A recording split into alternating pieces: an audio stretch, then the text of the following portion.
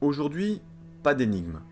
Je vous invite plutôt à vous servir un petit verre de vin rouge ou une tasse de chocolat chaud, à vous installer confortablement dans un bon fauteuil et à vous allumer la cheminée ou à prendre un petit plaid parce qu'on va parler de guitare, de Bordeaux et de simplicité. Aujourd'hui, on plonge ensemble tout en douceur dans l'univers pop-folk intimiste d'Émilie Moutet, une artiste sincère, sensible et pleine de promesses.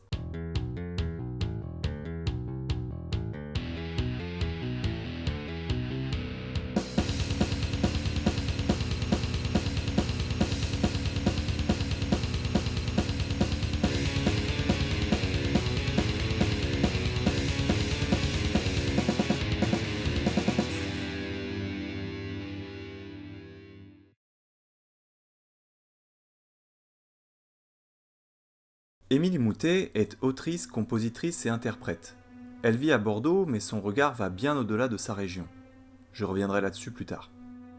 Son parcours, c'est à la fois un peu comme un film indépendant et un peu comme un roman folk intime, une sorte de Once à la française. You have broken me all the way down. Petit retour dans le passé, il y a une trentaine d'années en Gironde. À 9-10 ans, Émilie s'intéresse à la musique, mais cela prend un peu de temps pour que ses parents valident l'idée de l'inscrire au conservatoire avec comme instrument de prédilection le violon.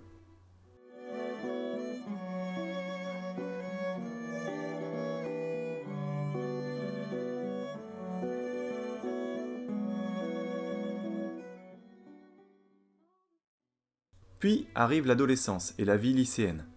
Elle intègre alors un groupe de folk rock, les Mendiants Hétéroclites, et un groupe de ska, les Scalumets de la Paix, avec qui elle découvre le plaisir de jouer sur scène, et pas forcément des petites.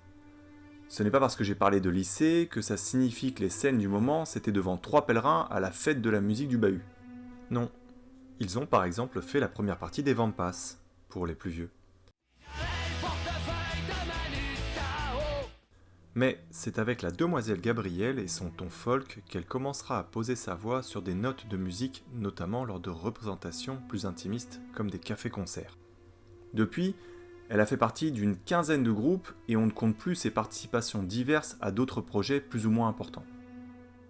C'est à la fac qu'elle diversifie ses compétences musicales en se mettant à la guitare. Elle commence alors à écrire et composer pour elle.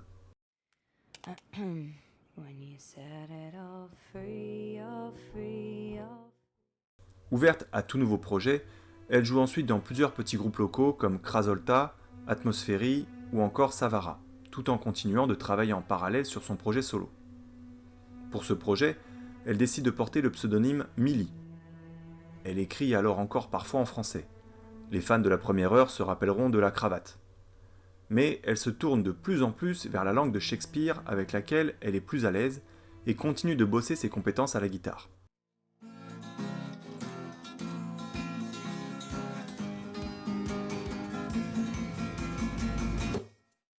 Compte tenu de tous ses projets et de son petit boulot alimentaire, les concerts ne sont pas forcément très nombreux, mais relativement réguliers. Millie prend forme petit à petit, allant même jusqu'à faire la première partie de Murrayhead en 2010.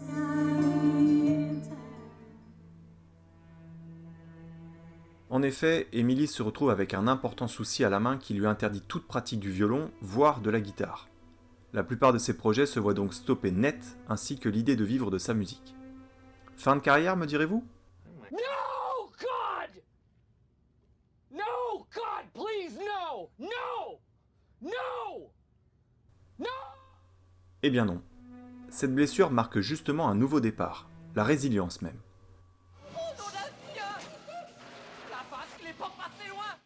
Émilie doit faire le deuil du violon et se tourne alors vers les claviers, avant de pouvoir très progressivement reprendre la guitare.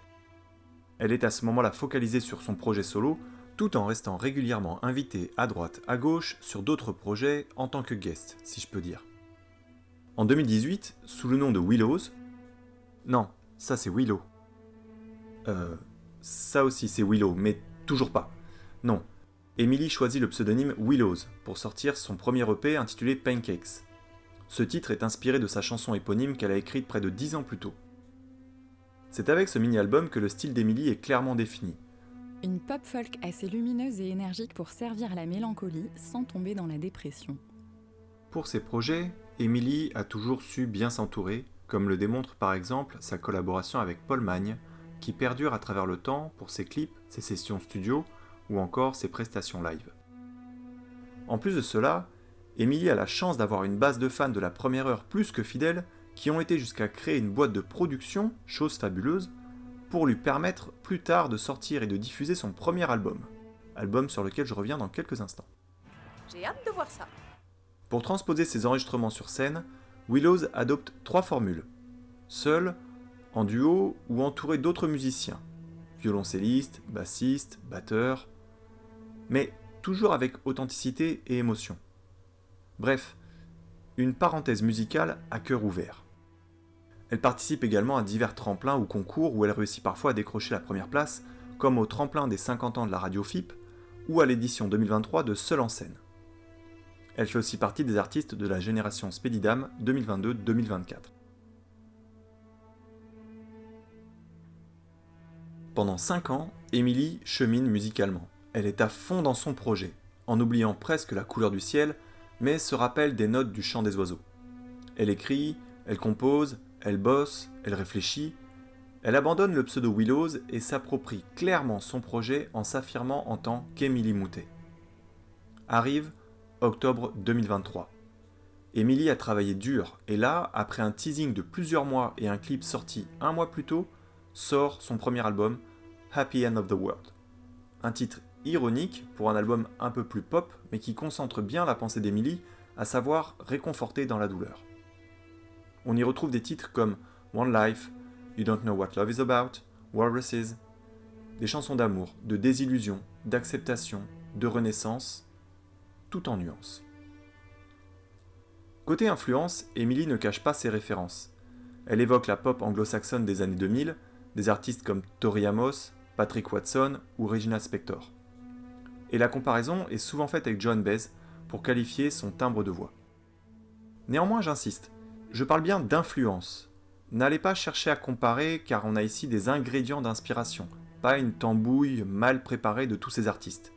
C'est un peu comme dans Ratatouille, il y a des ingrédients de base et la petite touche Emily qui rend le truc unique. Et attention, la voix douce d'Emily ne signifie pas non plus qu'on est face à de la pop folk gnangnan à base de « je t'aime mais pas toi ». Non, les thèmes qu'elle aborde sont solides, sombres parfois même s'ils sont gentiment enveloppés d'une musique légère.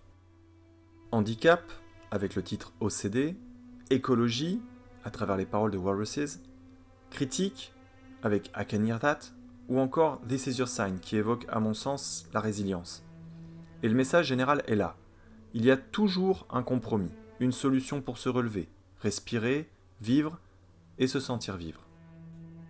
Le risque, c'est de vous rendre compte que vous fredonnez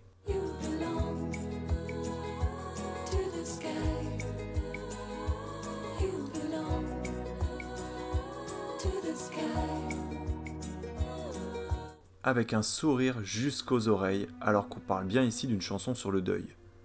Comme quoi, le pouvoir de la musique d'Emily dépasse bien un simple texte. Même ses clips sont bien pensés avec une réalisation léchée.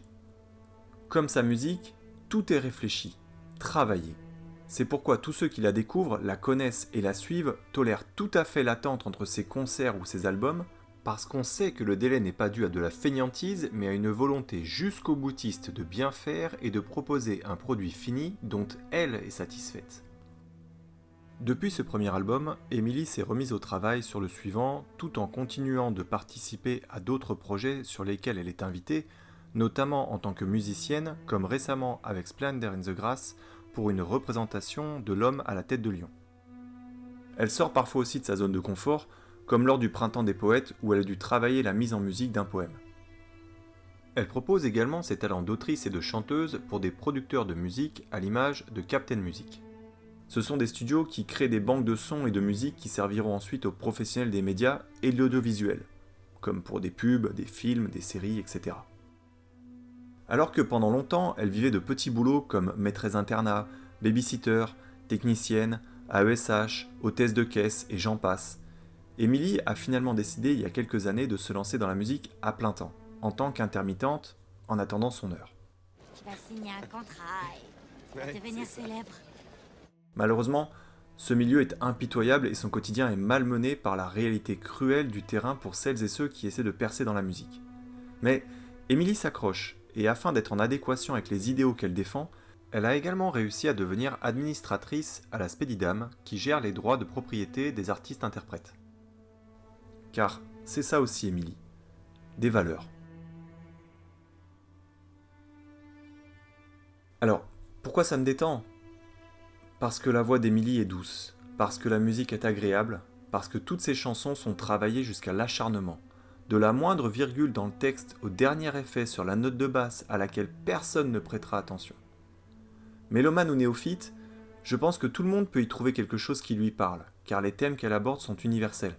Les partitions sont recherchées, en gros, rien n'est laissé au hasard encore une fois. Chez Emily, tout est fait maison, mais avec talent. Il n'y a qu'à voir les crédits de son album. J'étais presque déçu qu'elle ne fasse pas les illustrations de sa pochette elle-même. C'est une blague. C'est ça, tu veux me faire une blague? Perfectionniste ? Ouais, clairement. Mais le résultat est là.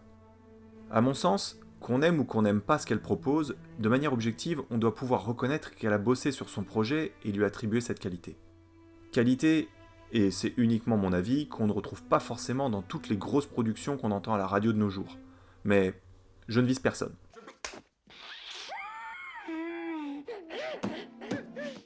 Néanmoins, sa méthode de travail doit respecter un feeling bien particulier. Elle écrit et compose tant que cela lui vient naturellement. Elle ne force rien. Ce qui ne l'empêche pas de retravailler ses créations pendant des heures, voire des jours, que dis-je, des semaines. Mais leur naissance doit être fluide. Je reste admiratif de son travail. Alors oui, Emily fait encore partie de ces trop nombreux artistes qui galèrent à percer. La compilation des chanteurs inconnus, pour la première fois, que des chanteurs pas connus du tout. Ils ne chantent que la fin de ses chansons, c'est Jean-Michel Lafin. Elle m'a dit que c'est pour la vie. Mais elle a tout le potentiel pour aller loin. Car, bien que personnel, son album pourra parler à tout le monde. Son écriture est authentique, elle n'écrit pas sur des thèmes au hasard, elle connaît tous ces sujets, elle les maîtrise, elle les vit, d'où cette forme de vulnérabilité que l'on ressent à l'écoute de ses chansons. Emily nous parle d'elle, de sa vision du monde, de sa souffrance, et en ça, elle fait écho. Et j'insiste sur le fait qu'Emily nous parle. Elle parle d'humain à humain. N'allez pas croire qu'on ne se retrouve dans ses œuvres que si on souffre, car même si les thèmes abordés ne sont pas forcément joyeux, il y a toujours une note d'espoir, une recherche d'équilibre, d'apaisement et beaucoup d'amour. Oh love, look at you now. En conclusion, tout ce que je souhaite vous dire, c'est qu'Emily Moutet est une artiste à découvrir, et tant qu'à faire maintenant, histoire d'être prêt quand son deuxième album sortira. Et juste pour info, elle est en train de bosser dessus. Je pense pas qu'elle mettra 5 ans à le sortir celui-là. Ok, monsieur Poppy. Quand vous voulez, take one. Et pour patienter, elle a récemment mis en ligne toutes les chansons de son dernier album en version instrumentale. J'espère vraiment à travers ces quelques minutes vous avoir au moins donné un peu envie d'aller découvrir le talent d'Emily. Si son univers vous parle, pensez à vous inscrire à sa newsletter. Elle n'écrit pas souvent, mais chacun de ses envois respire l'authenticité comme chacune de ses chansons. Et si vous êtes dans la région bordelaise ou dans les environs, allez la voir sur scène. Son univers s'y déploie pleinement. Alors, du fond du cœur, merci Emily, et vivement le prochain album. Voilà ce que je peux vous dire sur l'artiste Emily Moutet, et en quoi elle apporte quelques instants de poésie dans ma vie de papa si chaotique. Si cette vidéo vous a plu, n'hésitez pas à la liker et à la partager pour m'aider à me faire connaître. N'hésitez pas non plus à la commenter, avec bienveillance s'il vous plaît, et à me dire quelle chanson de cet artiste vous préférez ou me faire découvrir votre parenthèse musicale. Enfin, pensez à vous abonner pour ne rien rater de mes prochaines sources de détente. A très bientôt pour une nouvelle vidéo. Pour ma part, je vais me détendre un peu.